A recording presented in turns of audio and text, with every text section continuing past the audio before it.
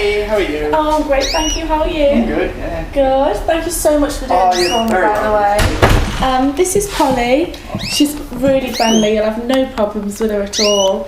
I'll just run you through like the basics, just in case, like you get a bit stressed, maybe. Okay. It should be fine. Yeah, I've got all the treats in here for you. These are her pots there, so at 9 PM if you just fill those up with the food in there, you'll be absolutely fine. So that's at 9 PM. If she does get a bit peckish, you've got some treats here for her. If you want to give her some, that's absolutely fine. But yeah, you should have no problems.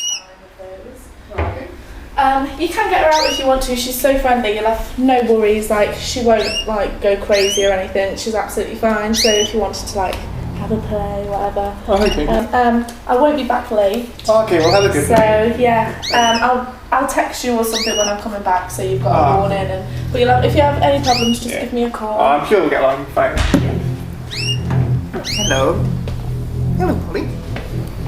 Hello. Hello. Hello. Want a treat? Ah! Come.